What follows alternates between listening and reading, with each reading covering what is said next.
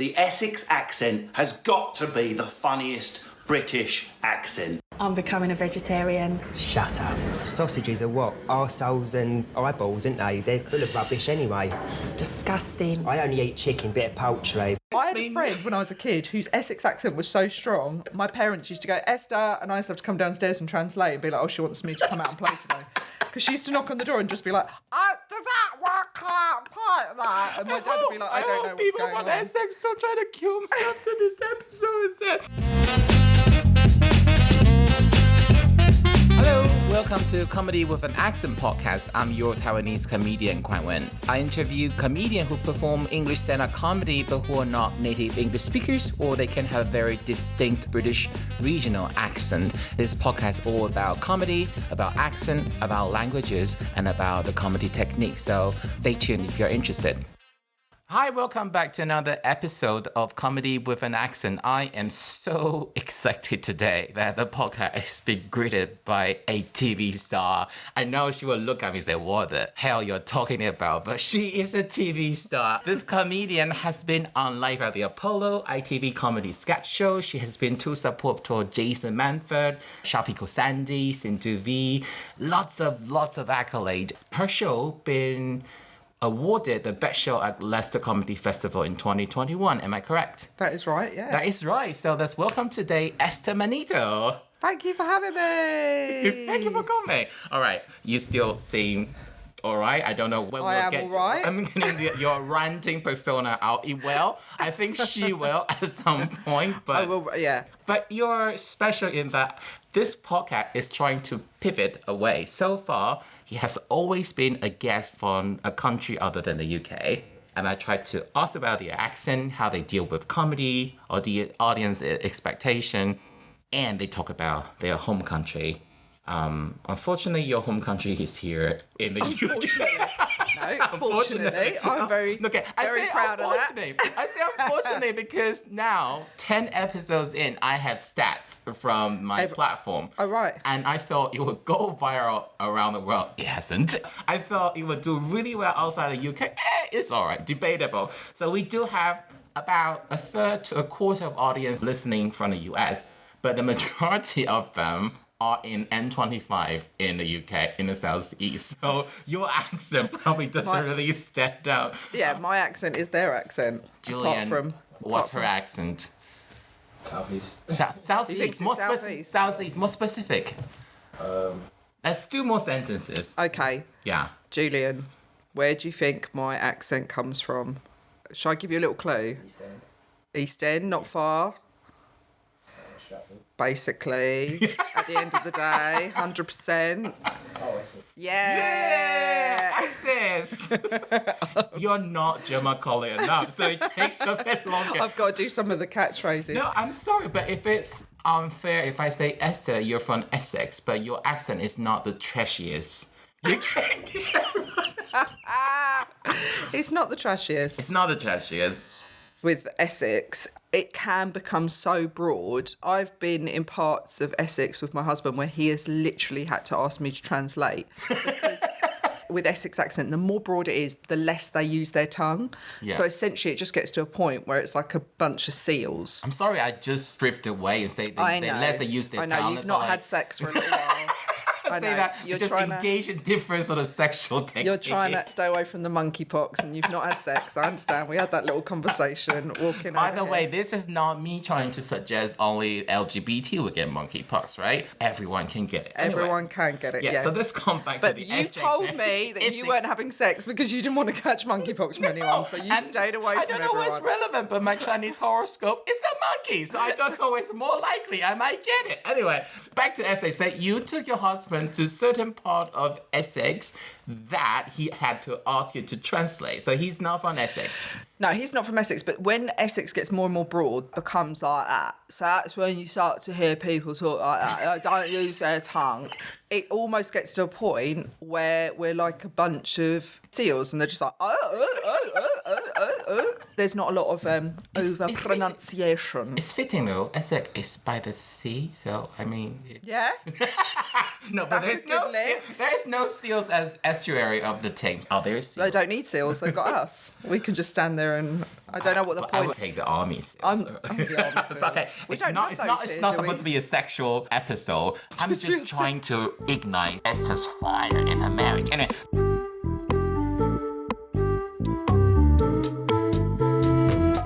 I think this question is even irrelevant now, but I just ask every single guest. Okay. I have to ask you: do you think you have an accent when you speak English?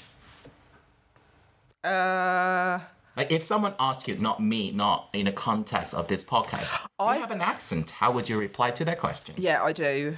And I think I'm a real chameleon as well, because when you grow up mixed heritage, you learn to adapt the way you present yourself according to who you're with. So when I go on stage, I become very Essex, and that's a real boundary thing. When I get into an argument, when I'm trying to make a point, I become really Essex. So that's kind of translated into going on stage. So it's almost like a protection thing. My Essex accent comes out, I get all feisty and all the rest of it. When I used to go to Lebanon, I couldn't be as Essex. So you would then learn to enunciate more. So you would talk a lot more of the that's Queen's why English. I really wanted to invite you. The truth is, Essex is just by London. Yeah. You can almost see Essex as Greater London, an extension of London, or Yeah. even suburbia Yeah. of London. So there's no shortage of Essex accent in London. No. And your Essex accent isn't even the strongest, right? No. You don't No. even say Essex as Essex. How do you say it? Who says Essex? Okay. Kiwis, New Zealanders. No, will say Essex. No, the RP accent to pronounce Essex is different from how Essex people What's pronounce. RP? RP is received pronunciation, basically BBC Standard English. Okay, so they would say Essex. Essex. And the reason I wanted you, not just because you've been on TV, you're big, and I'm hoping to I'm grab not some popularity out of your following, but when I listened to the episode you went on Carly Beaton's podcast, Yeah. it's great. Namaste, mother. Yeah. You describe yourself as... Do you beep out your swear words? Huh? Do you beep out your swear words? I tried, but sometimes it gets Why? already... God, don't don't know. listen to my podcast then. You should. It's a great podcast, but we'll come to that later. You describe Yeah. yourself as an outsider. I know your family background, but I'd rather let you not explain, but Explain describe yourself. your family background. My mum, she's from Gateshead. My dad, he's from Lebanon. And I grew up in Essex. So there was never really a time where you just fit in. Became this real, like, chameleon of trying to fit in your hometown growing up.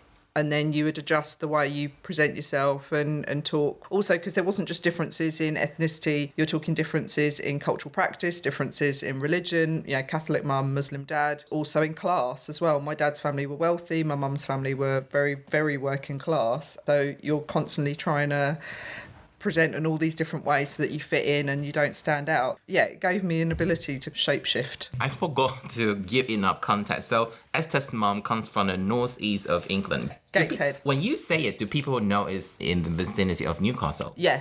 So British people will know. Yeah, British people would know. So your mom is from a working class area and she has a different accent from yours. That would be a Geordie accent. Right, so my mum had a Geordie accent growing up, and then she met my dad.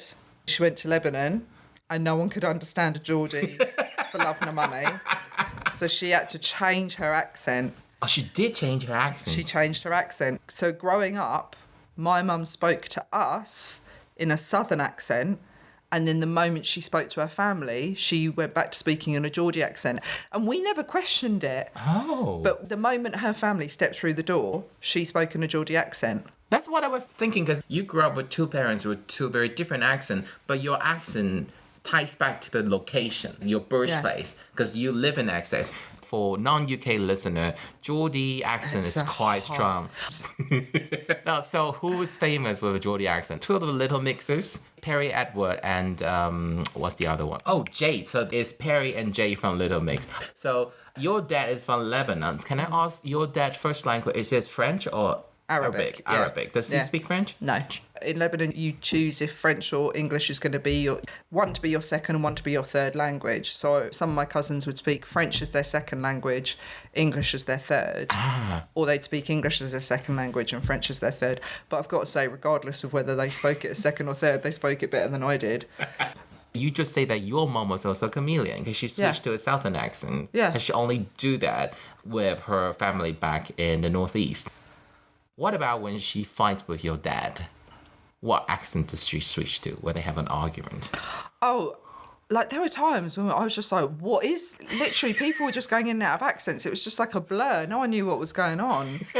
And You just also want to because storm to when pass. he was really angry, he would switch between English and Arabic. Oh. So when he was really angry and telling us off, I had no idea what was going on because he would mix up sentences, half in English, half in Arabic. And I'm like, what? Hang on, because I'm trying to translate the Arabic. And he's then gone into the English and you're like, I don't know what the hell's going on. Do you speak Arabic? My Arabic is terrible. Out of 10, how much would you rate your Arabic? I would say like a 4. Are you able to perform in Arabic? No, unless you want it done really slowly. An Essex accent makes me feel very, very at home. I feel like Essex people are very down to earth and I feel very relaxed when I hear an Essex accent. Yeah, I would When say... someone speaks in a posh accent, I straight away want to cry. I feel really inadequate.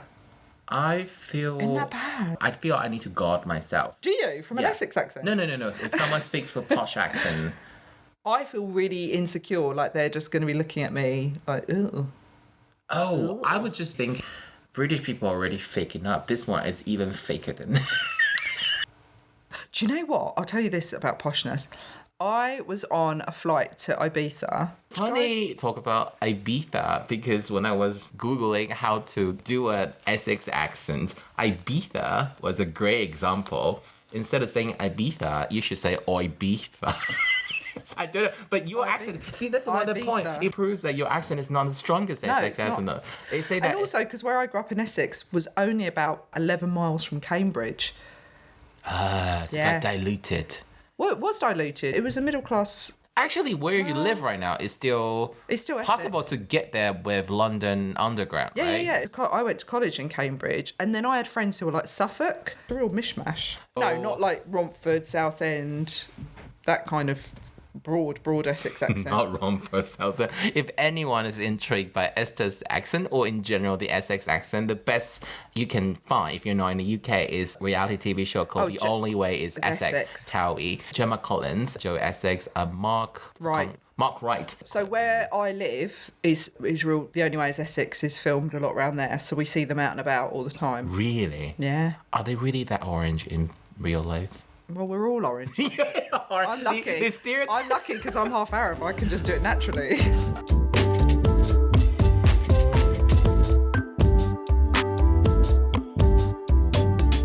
Russell can explain in a video clip. When I first arrived in the UK, I couldn't distinguish between the London Cockney accent or the general, they call the London Estuarian accent and the Essex accent. No. But later I could tell there's some differences. And Russell Klein explained in that video, the Essex accent we hear right now are not the original Essex accent over a long period of time. It's after the war, there's a lot of clearance or clearing of the East End. Yeah. So a lot of East End Londoners who speak with the Cockney accent move out to Essex. And then they start to buy their own property, so they move on the social economic ladder. Yeah. So they become those people who live in a semi-detached house. They think, oh, we are kind of well off now. We're so much better off than we used to be. Yeah. So we should speak a little bit better, right? Better. So they fix, so Russell claims they fix the ending of their word, but they don't fix everything. So they become the divergent of the Cockney accent and the Essex accent. So I remember growing up, my kids have started doing it now because we're basically still in Essex now. And occasionally, and I really have to stop it because my mum used to really go mental at me because I'd say, can I have the butter? And she would be like, if you say butter like that again, it's butter. But I will say butter, but it depends. Like if I'm thinking about it, I'll say butter. Could you explain why your mom did that? Because she wanted me to speak properly. Well, I guess because she's had to change her accent. She's just like, you can speak. No, but why properly. would your mom want you to change your accent? Like the motive for as a mom. I guess you kind of want it pronounced properly. There does seem to be, I guess you don't really think about it, but I do it when my kids say my son will sometimes be like, I don't want nothing. And I'm like, it's nothing. Like, why are you saying fur instead of thur? No, it's actually, I don't want anything. Technically speaking. I'm sorry for correcting. I'm sorry, and foreigner just corrected. It's better because you. I tell you something else. And it's just that I don't never want nothing. That's even worse. I don't want. Yeah, you want a double negative. I don't not want my sister. So my sister, she left home at 18. She went and lived in Budapest, and she lived in Budapest for like 15 years. And when she came back, her English was so good. Like now she talks so well because she'd been teaching English abroad. She'd only been mixing with expats. Her accent was just like. She'd become really well spoken and she really understood English. And then when she came back, me and her were having a conversation and she was like, what is your grammar? What is your grammar? Like, why do you all sit there and you're double negative? She's like, you and your friends are always like, I don't not want that. And she's like, what the hell is that? Another thing that we do is when we go, I'm going to go uni, I'm going to go school, I'm going to go work. Two, right? Yeah, where's your two? But you don't do that. Gonna go work now. But I suppose your mom was trying to prevent you from being discriminated later in your adult life. No, I think it just annoyed her. It just annoyed. But it does annoy you because you feel like there is some laziness to it. Yeah. I guess you don't want people to feel that you haven't been educated properly. That's what it is. One of my exes is got a Cockney accent, and I will always not corrected him, but I will always mention when he say tattoo. I say, do you mean tattoo? Because when I learned English, it used to be a bottle of water, right? And Water. I came here, I feel disrespectful if I do it. I don't know whether it was intentional. I gradually lose the American pronunciation. I keep my Chinese accent, but I lose the American pronunciation. I started to say water. But then, so posh. In London, you guys body say water. I love it because my cousin's moved here from Lebanon and I love it now when she tries to do her accent because obviously when we were growing up we would go to Lebanon and we'd really speak properly and now she's here and she hears the way we speak here. She's like, okay, this is how you talk. I went down the shop. It sounds like a parrot on heat. So what really drives me... I had a friend when I was a kid whose Essex accent was so strong, my parents used to go, Esther, and I used to have to come downstairs and translate and be like, oh, she wants me to come out and play today. Because she used to knock on the door and just be like, does that work out? Part that? And my dad would be like, I don't know what's going on. People from Essex don't try to kill me after this episode is said. No, but you talk about the grammar thing. You mentioned to me once you say something that's also very typical of Essex. Instead of saying you in plural, you say use. Use. I also say, and this is, my kids have picked me up on that, I say, because I says so. Oh. So my son, the other day, I said to him, do something, and he went, no. And I went, what do you mean? And he went, because I say so. I say so. So we don't say says, we say says. But I don't say it because I say... Another thing... Oh, my mate says that... my mate that I used to teach with, and I never picked up on this, he was like, you never say seen. You've always say... Seen? So instead of saying, have you seen this? He's like, you always say, have you seen it? Have you seen it? Have you seen that film? Have you seen it? And he's like, it's not sin, it's seen. That must be an Essex thing as well. And it used to drive him mad. That for me is the regional accent. That's fine, because every accent deal with the vowels differently. I do wonder though, for example... We weren't taught grammar at school. At all. So my kids now are coming home with a comprehension of what a noun and an adverb and an adjective is. We weren't taught that at school at all. You were the skipped generation. So we could not learn another language.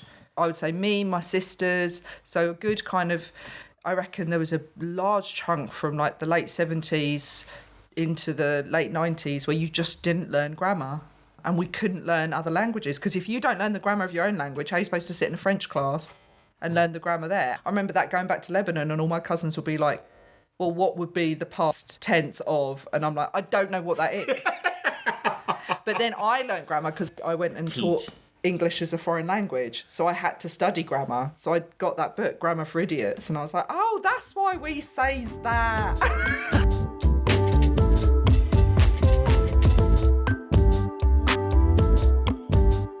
On Esther's website, her tagline is an Essex Arab Girl.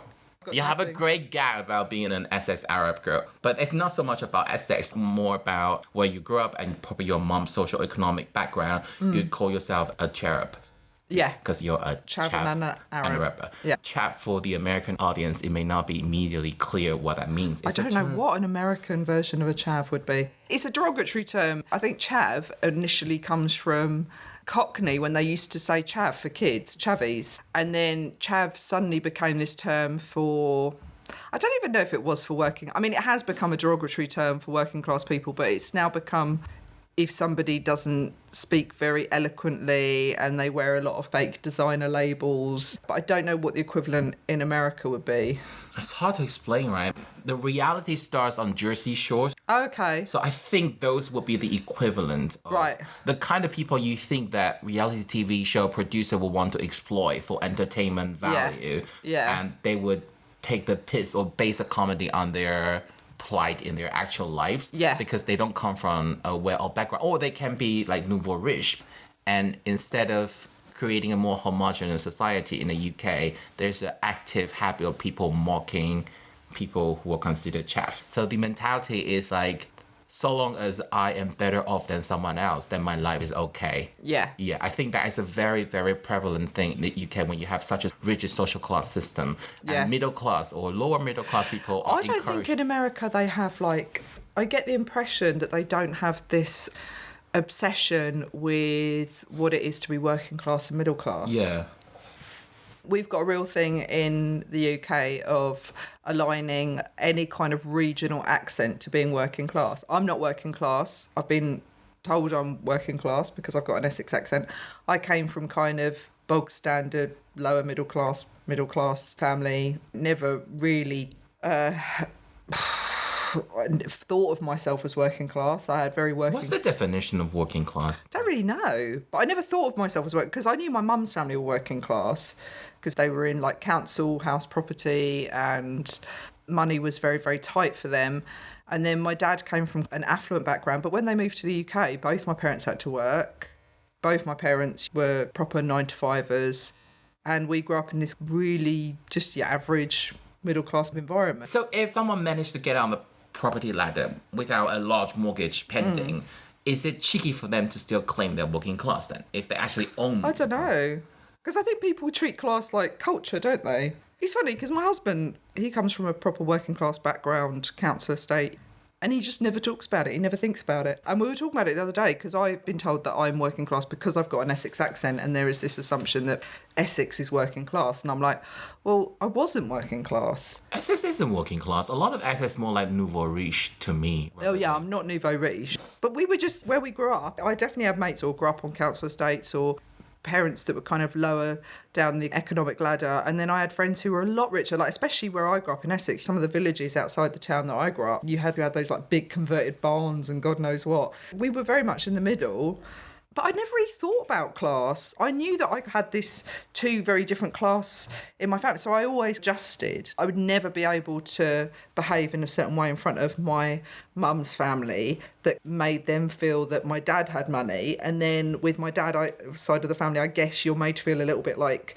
try and be presentable. Don't let them think that you still come from a mum that doesn't have money. So that was always at the back of my mind. But comedy is definitely class obsessed. It is. And reviewers are also club obsessed. Oh my God, yeah. But they don't really talk about themselves. I think they are the one that really should talk about their own There's class. a lot of subconscious misogyny and a lot of subconscious classism. And I guess that's still the acceptable prejudice. I lived in a flat, me, Stuart Laws, Lily Phillips and Josh Jones. Sometimes we would just read little extracts from reviews. Lily Phillips, amazing comedian, really good friend of mine. Co-host of the Ghastly Women Co-host podcast. of Ghastly Women. We've just had a reviewer give us a 1-star because they were like, I can't listen to you two just laugh insanely anymore. And Why not? Because that's what our podcast is. We say stupid stuff. That's your whole point of your It's the podcast. whole point. But anyway, Lily's very well spoken. Yes. And Lily's show was called Smut. She'll swear, and she even uses the C word. The C word. Not chav. Whereas in Charisma, uniqueness, nerve, and talent. And that's what RuPaul says on Drag Race.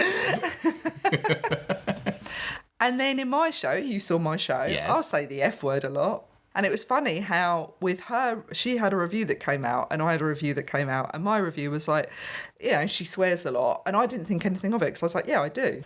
And then Lily's review came out. So nice to have a woman that can be funny without swearing. And I was like, she swears more than me. She's got like the C-bomb dropping. It goes in the show. But because she's posh, you don't even hear the swear. When you have a very well-spoken accent and somebody going, Yeah. oh, and then you're such a C word, it doesn't have the same aggressive... She does the same thing, and for her, it's a theatrical design. You do the same thing. You're a low-class woman who doesn't know how to behave herself. Yeah. In a realm of comedy. But my review wasn't even negative, and I completely accepted it. I was like, yeah, I do swear a lot, but it was so funny when her review came out and said she doesn't swear, and I was like, look, I swear a lot, and I'm taking that, and I love my review, but your review says you don't swear at all. And that's insane, because you're dropping it left, right and centre. Your show is called Smut. I think there is something about when somebody very well spoken swears, it's almost like, oh, they're doing it because it's more powerful, it's got meaning, it's got context. Whereas if you've got a regional accent, I'm not working class, but I've got a regional accent, which means that when I swear, it's seen as almost... because you don't know what else to say. In such a sort of mainstream society, he is still encouraged this ignorant and almost fetishized view of working class, or to an extent different regional language accents. We do right? fetishize it a little bit. Sophie Willan had this great sitcom, and in one episode, because she was trying to make some money by being the sort of to accompany rich guys, and one rich guy has this fetish for working class girls. When they were doing dirty talk, he would say, oh, tell me, was there no light, so you have to light the candles at night. So like sort of poverty porn. So it's poverty porn. Yeah, when they watch Benefit Street, it's the same thing. So, but we do fetishize it. But also we live in an age of people enjoying being, there's a real kind of fetish over being a victim as well. And I think classism can really help with that. And it really helps people feel that they've got something to feel victimised by. But I think the reality is that I was talking to Josh James about this, and he would say, I've never considered myself working class, because whilst his parents may have grown up on a council estate, he never wanted for anything. And it's exactly like my husband. He's like, I never once sat there and thought, oh, we're poor. He's had two hardworking parents who provided everything he ever needed. So it's a really complicated discussion with a lot of grey areas and a lot of overlapping. Yeah, and there's an area I try to stay out of. Which you've done brilliantly at, because we've talked about nothing else. Okay, the reason I say I want to stay out of it, I'm a foreigner and I don't come from a low-income background, so it would be weird for me to say it. I just think that there is almost this kind of like fetishization, especially within the entertainment industry, of polarising what it is to be... I don't know what I'm talking about. The phrase that I could never stand is when somebody would say, I've come from nothing. It's like, but you haven't come from nothing. You've come from a background. And I remember being at work drinks of his, and he had colleagues who were like, yeah, I came from nothing. I grew up on a council estate. And I'm like, well, that's not nothing. People have still provided for you. But also, I just find that that's so disrespectful to your family that provide for you. Like, my husband grew up on a council estate, but his parents worked really hard and they provided for him. So this whole thing of like, I came from nothing, it's like... Well, it wasn't nothing. Like, money doesn't just mean that you're something. It becomes really kind of like shallow way of thinking. I see what you mean right now. Like, just the fact that your parents' income were low, you were insinuating that you were so doesn't count. Unfortunate. There's nothing else. You didn't count for the love your parents provided you, the care. And you still come from a community and a background and all the rest of it. But I do think there are certain things that are very cultural that make class quite a big issue. Only speaking from my background, it was such a clash of identities, because to go from a Catholic working class side of the family to a Muslim affluent side of the family, and then growing up in this kind of like middle class Essex area, you were constantly just shape shifting.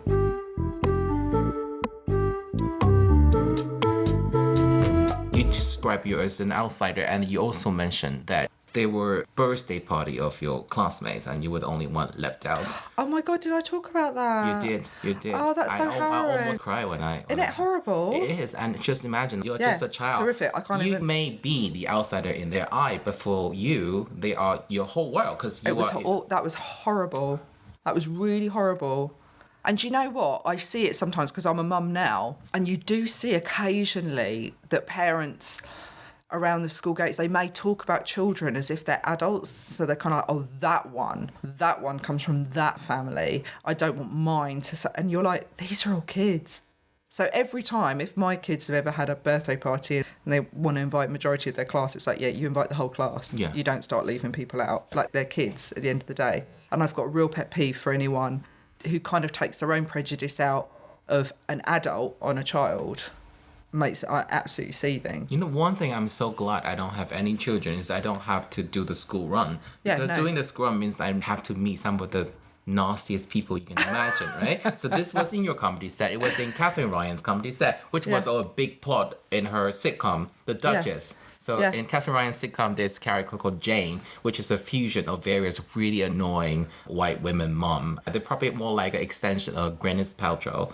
They would insinuate other mom for not being good enough as a mom. And in your case, because you have this joke about, what is the nativity play? Oh, yeah, old Linda, yeah. Yeah, so they suggest that your kids are inferior or too different because their mom is too different. Yeah. How do you deal with that? I would have punched her in her face and told her, you little I think that people... I bet your smells so much that nothing.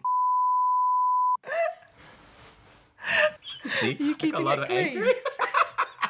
This is you keeping it clean. I can edit out later. I need to let it out. All my emotions rolling very high. I mean, it's you get very protective of your kids. I've been quite lucky, I've got to say, on the whole, with the mums at my kids' school. I mean, these are mums that have gone and picked my kids up because I've had too many glasses of wine at lunchtime. Mommy juice. It's called mommy juice. Putting this aside, I want to shift from the linguistic discussion of accent to your personal way of speaking. Especially more recent, your comedy style has a large element of ranting.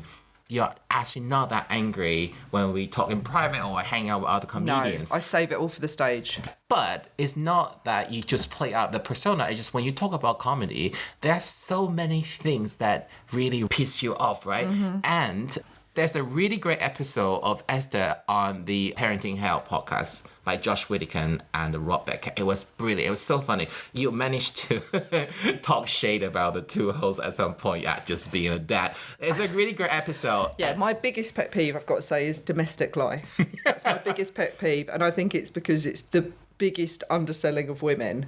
And so that has been the backbone of what's really pushed me with comedy. And a lot of audience really chime with you when you talk about the fatigue that moms and wives and women feel in general. When I remember your voice when you were talking in your comedy set, it's ranting and there's just this lingering tiredness. Like you're so worn, you're so tired. You love your husband, but you're so tired by his non-functioning brain. He doesn't remember things, he doesn't remember social engagement. You love your children, but you're so tired from the school runs or the shit they've been producing. You're so tired from having to deal with your in-laws, and you're just so tired. And you're so tired of the shit like male comedians give you, promoters give you, comedy fans give you, incels give you. It's not desperate, but you have this gentle touch of despair and tiredness and then rant. Yeah. So it's a shifting gear, roller coaster between those emotions. And that's the way you talk as a comedian on stage. I don't know if you agree with that. Yeah, I'd go with that. It's very ranty and very exasperated. A reviewer said it's controlled mania, and I love that. I love that. For me, it's very eye-opening, but for your audience, it's gotta be therapeutic. Yeah, I mean, at least someone speaking what I am feeling. Most of my audience, especially in Edinburgh, most of them were women, and I absolutely loved it. There were some shows where it was just women feeding back to me, you know, and we're all just sat there, and these few male partners that have been dragged there, and they're like, yeah, no, don't do this, yeah, no. And it's absolutely brilliant, especially with the show that you came to see. Is I don't really even want to sit there and just slag off blokes, because I think that we massively underestimate what men are about. Yeah, that's what I can't be doing with. The amount of women in my life that you'll hear going, oh, he's so good, he did the washing up. And I'm like, he's 45. He's an accountant. He runs a company. Why are we surprised that he can wash a dish? That's mental. Sometimes you really need women to remind you. I try to think I don't systematically discriminate against other women, but sometimes I just have to admit I don't have enough life experience to know and to remember how much shit women have to take. So for example, you said, I think it's Carly say that when her ex-husband did a school run, people praise him. It's like, oh my God, you're doing this. I think the pandemic was brilliant at just really highlighting the fact that, you know, all right, we're supposed to homeschool the kids and the house needs to be run and you've got to work from home. And the amount of women I knew who were doing a full-time job at home on a computer, and yet the husbands were like, so you do the homeschooling? Because subconsciously it was like, but this is your area. And we kind of take it on to the point where it makes us control freaks. So we start going, well, if this is our area, I'm going to control it with an inch of my life, to the point where we become really controlling towards the men in our life. And we're like, can you just stand there and wear these clothes and shut up? I had COVID during the pandemic and I was homeschooling. Me and my husband, we don't actually we argue, but we really argued. I was feeling absolute hell. And my neighbour, she came and she left on the doorstep chili con carne for 4 people. And she said, I've made your dinner, so it's on the doorstep. So I was upstairs doing a gig. I had COVID and I came downstairs. My 2 kids are sat watching TV. My husband sat at the table with 2 massive empty Tupperware boxes on his phone. And I said to him, have you fed the kids? And he said, no. I said, have you just eaten chili con carne for 4 people? And he went, yeah, I was hungry. Me and the kids are stood there. I've got COVID. I'm feeling like hell. And the kids are just sat there. And he was like, I don't understand what's the problem. And I said, right, get this into your head. Why would our neighbour drop round a cooked meal for 4 people for you, who's a healthy man? What, you think Emma's just there going, oh, let me cook for Neil. What would he like? I'm like, are you absolutely insane? So my neighbour, she texted me and she went, was the meal all right? I said, I don't know, Emma. Me and the kids are ordering a Chinese. Seething. So then, right, bear in mind, pandemic, he orders this new mountain bike, $2,000. Mountain bike there. And then he says, I don't want to put it in the garden because I don't want someone to nick it. So I said, so it's just going to sit in the living room? He was like, yeah. So he's obsessed with this bike. And again, I've still got COVID at this point. So I come downstairs, I've got to do the kids' homeschooling. His bike's in the middle of the living room. I trip over his bike. I lost it. I'm sorry, but I'm going to swear. And I said to him, you are an absolute right? To which my husband turns around and he goes, oh, I'm sorry, I didn't realise the side effect of COVID was being a bitch. Meanwhile, my daughter has logged onto her homeschooling on her laptop, logged onto the Zoom, and she's sat there at the kitchen table. We're fighting there. I'm in my pyjamas, no bra, mascara down here, and I'm like, you and he's like, you're a bitch. And she sat there, 30 kids and a teacher just sat watching us off the Zoom. That's the weekly she's just there. entertainment. She's there just like logging and going, yeah, I'm here for learning. Meanwhile, me and him are behind going, you piece of shit. And the teacher then said to my daughter, can you get mum to give me a little call after this? And my daughter was like, yeah, no, they're fighting because mum's got COVID and dad's being absolutely useless. So I spoke to the teacher and she was like, no, I'm married. I totally understand. But we are going to have to record the sessions from now on just in case there is any domestic violence happening. I was like, oh, there will be domestic violence. I'm this close to burying that man in the back garden.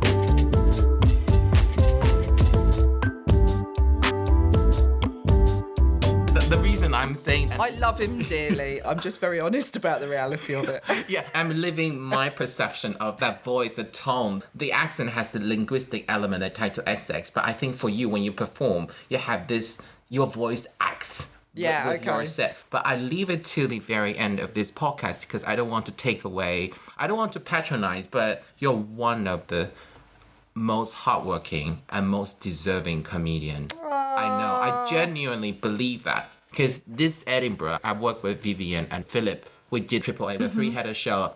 But then Vivian was pregnant. Had a baby, yeah. So we were trying to help to share. So when she goes on stage, she doesn't have to worry about the baby. Yeah. And Philip and I, we're 2 grown men. We try to entertain the baby. And I just find it so hard because babies are so difficult to control. 1 minute they could be smiling, angelic smile, and next minute just kick off. Yeah. They just kick off.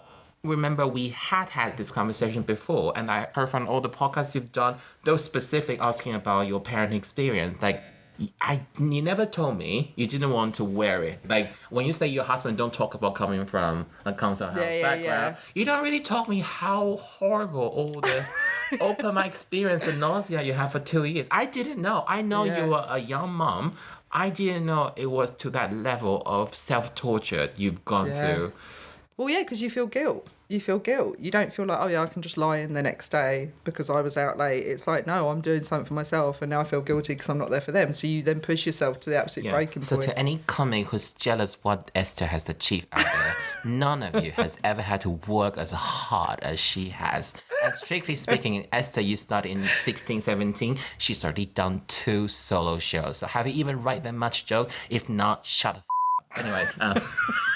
I didn't realise I had that many haters out there. I mean, I knew I had haters in the general public. No, the default position for comedian is being bitter. And there are a lot of bitter people. And There's nothing to be bitter about with me. and I try not to ask too much about your family and your children because I don't think I could do better than... I don't have kids. I think the Parenting Hell episode was a great one. And the one with Carly Beaton. If you want to know about how Esther has to balance family life, then you can enjoy those 2 episodes. Here, I just want to explain why she sounds so worn out. Maybe worn down, but not worn out. But why? Run down. Honestly, if anyone doesn't know, they'll be like this woman who's just like a shell of a woman. This fucking dried husk of a human. For example, I remember for Chinese New Year, and lots of family gathered together. In the afternoon, I would start helping, but there are so many apples to peel, so I would do some of those. And my grandma would start to look unhappy. But after the meal, when there are tons of dishes to wash, and I want to offer my manual labor to wash the dishes, but we don't have dishwashers. So I went there to wash. My grandma would actually shout, "Men do not belong in the kitchen. It is supposed to be your female cousin that should do those." So you see all the uncles and all the men sitting in the living room watching TV, enjoying all the food. All the auntie and the female cousin are like the elves in Harry Potter, like Dobby. They just all doing all the chores, and my grandma actually insisted on that. That's like a systematic thing. Well, it's a system that kind of works, isn't it, though? What I think is with all this inequality shenanigans is that now suddenly it's like, no, it's equal. It's like, well, it's not really, is it? It's just I do all the shit and I go to work. That's what's kind of happened. Or I'll be cooking and then he comes in and he's like, oh, have you done that? Have you done that? And I'm like, just get out my kitchen. As you said, you got married and you inherit one more mom. Yeah. I've now got 2 mums and he just seems to dick about with no mums and his mountain bike. Yeah. I'm pretty sure for your loyal following, it's not like a self-help group, but it's therapeutic. I think it is, yeah. I think all women, when they can come together, and I think it's... You're not alone. No. I hear you. Yeah. I resonate with you. Yeah. And I understand you. And all these people in the crowd, you understand each other. That's stick together, sisters. Yeah. A very weird side question, though. Okay. Manito is your husband's... It's my husband's name. Where does that name come from? Spanish. You know, when I Google Manito family name, the #1 country with this name is... Philippines. It's the Philippines. Yeah. I know. It's not actually massively common in Spain anymore. And in Mexico, in Spanish, Manito means like friend, mate. So I remember being in Mexico and people shouting out, Manito! And I was like, why does everyone... I know, they're just like, all right, mate. Did you know that your name would rhyme really well in Despacito, right? Esther Manito. Yeah, yes, I've heard that. Oh, it's not even original from me. Anyways, but what's your maiden name? Lutfi. Is it your mom's name or your dad's? My dad's name. I was expecting something a lot more difficult and involving some sound. No, well, I mean, people really did struggle with it when I was growing up. They'd always call me Lautfi.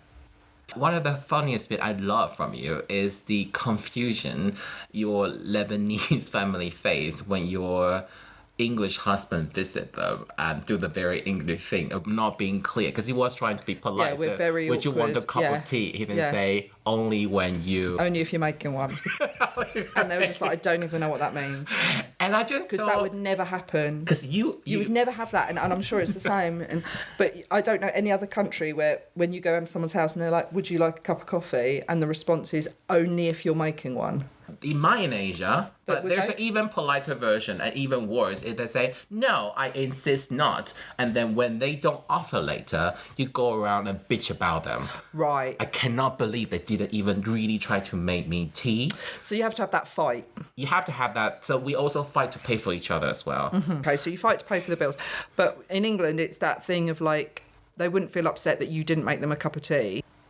But you kind of feel rude. And I feel this as an English person. I do feel rude if someone says, would you like something? And I go, yes. Yeah, but you kind of feel like you have it's worse to... in Asia. So if you actually want a cup of tea, you will wait for them to offer, and then they offer and you turn it down, and you do that play 2 or 3 times. Eventually you say, oh, I really shouldn't have, but if you really insist, I might just as well take it, even though you always wanted so much from the get-go. And if they don't offer, you will actually turn around and say, this family is so impolite. They don't even know how to treat guests. I sense no hospitality. And I absolutely hate that part of Asian culture.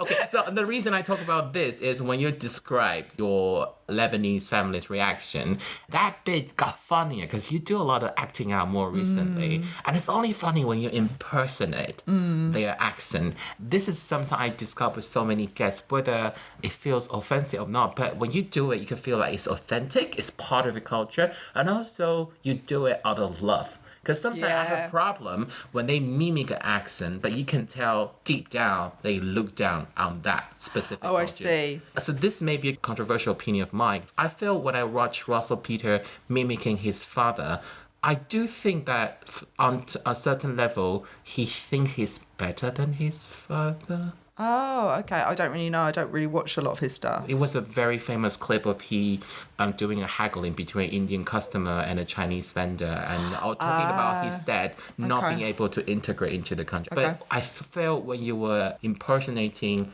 your Lebanese family member, it was exactly the right thing to do. Yeah. It's done right, and it's done because it pushed the joke to an even higher effect. Right, okay. Yeah. No, I think, you are just kind of describing the situation rather than mocking.